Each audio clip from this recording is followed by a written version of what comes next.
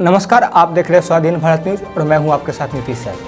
हिमाचल की सर्दी से लेकर दिल्ली की गर्मी कहीं न कहीं अब छत्तीसगढ़ में भी देखने को मिल रहा है। एक तरफ जहां कांग्रेस छत्तीसगढ़ में अपना दबदबा बनाना चाहती है, तो दूसरी तरफ बीजेपी भी वहां कोई कम नहीं है। बीजेपी भी वहां अपना दबदबा बनाने के लिए केंद्र सरकार की जो योजनाएं हैं उसको मुद्दा बना करके जनता के बीच में पेश कर रही है। अब देखना यह होगा कि क्या कांग्रेस महंगाई के मुद्दे पर जो केंद्र सरकार को घेरने की कोशिश कर रहा है, उनका कितना लाभ छत्तीसगढ़ में उस कांग्रेस को मिल पाएगा। छत्तीसगढ़ एक ऐसा राज्य है जहां इस साल में विधानसभा एवं लोकसभा दोनों चुनाव होना है। देश में बढ़ती महंगाई ने आम आदमी के जिंदगी को बहुत ही कठिन बना दिया है। यही कारण है कि भाजपा के विरोधी महंगाई को बड़ा मुद्दा बनाने की कोशिश में लगे हुए हैं। छत्तीसगढ़ में कांग्रेस महंगाई पर मरहम लगाकर मतदाताओं को लुभाने में कोई कोर कसर नहीं छोड़ रही है।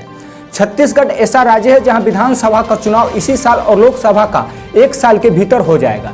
लिहाजा राजनीतिक दल ने ऐसे राजनीतिक पर काम शुरू कर दिया है जिसके जरिए वो दोनों ही चुनाव में फतह हासिल कर ले। कांग्रेस की ओर से लगातार बढ़ती महंगाई को मुद्दा बनाया जा रहा है और चुनाव में भाजपा को इसी मुद्दे के जरिए घेरने की कोशिश की जा रही है।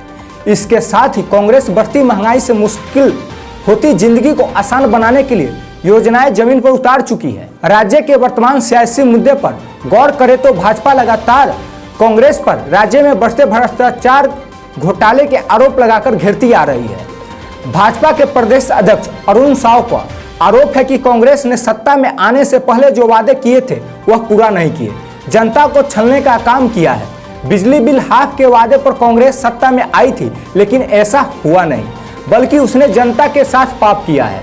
भाजपा की ओर से गठन में भी घोटाले के आरोप लगाए जा रहे हैं। भाजपा लगातार कांग्रेस पर आरोप लगा रही है, तो कांग्रेस ने विधानसभा चुनाव के साथ लोकसभा चुनाव में अपनी जमीन को मजबूत करने की भी अभी कवायदे तेज कर दी है। यही कारण है कि कांग्रेस ने चुनावी घोषणा पत्र में किन मुद्दों को शामिल किया जाना है, इसके लिए बैठक का सिलसिला भी शुरू कर दिया है। कौन कौन सी घोषणाएं कर सकती है कांग्रेस? राष्ट्रीय स्तर पर केंद्र सरकार को महंगाई के मुद्दे पर घेर रही है, तो वही कई राज्यों में सरकार महंगाई के घाव पर मरहम लगाने का रास्ता भी खोज रही है। राज्य सरकार के मंत्री अकबर मोहम्मद की अध्यक्षता में बनाई गए कांग्रेस घोषणा पत्र की समिति आने वाले चुनाव में मतदाताओं को 200 की जगह 250 से 300 यूनिट तक बिजली बिल हाफ करने की घोषणा कर सकती है। गैस पर सब्सिडी दे सकती है, गरीब आवासीय पट्टे दिए जा सकते हैं। इसके अलावा वर्तमान में गोबर 2 रुपये किलो खरीदा जा रहा है, उसे 5 रुपये किलो तक की जा सकती है। छत्तीसगढ़ असीमता बड़ा राजनीतिक मुद्दा हो सकता है। राजनीतिक विश्लेषकों का मानना है कि राज्य के विधानसभा और लोकसभा चुनाव दोनों ही बड़े रोचक रहने वाले हैं। यहाँ मुकाबला पूरी तरह केंद्र सरकार बनाम राज्य सरकार रहने वाला है।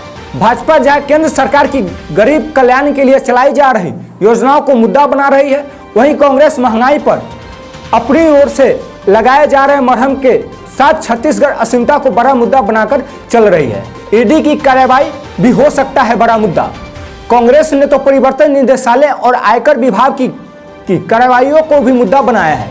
कुल मिलाकर दोनों राजनीतिक दल के लिए लोकसभा से पहले होने वाले विधानसभा के चुनाव बड़े मायने रहने वाले हैं। राज्य विधानसभा की दलगत स्थिति पर गौर करें तो 90 सदस्यों वाले सदन में कांग्रेस के 71, भाजपा के 13, जनता कांग्रेस छत्तीसगढ़ के 3, बहुजन समाज पार्टी के 2 विधायक हैं और 1 स्थान रिक्त है। वही कांग्रेस की 11 सीटों में से 9 पर भाजपा का कब्जा है और 2 पर कांग्रेस के सांसद है। दोनों प्रमुख राजनीतिक दलों की कोशिश है कि विधानसभा चुनाव और लोकसभा चुनाव में बढ़त बनाएं।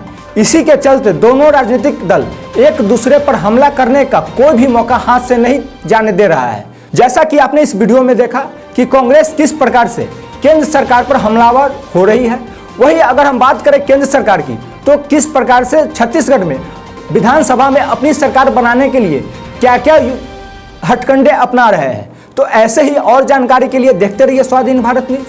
तब तक के लिए दीजिए हमें इजाजत। नमस्कार, धन्यवाद।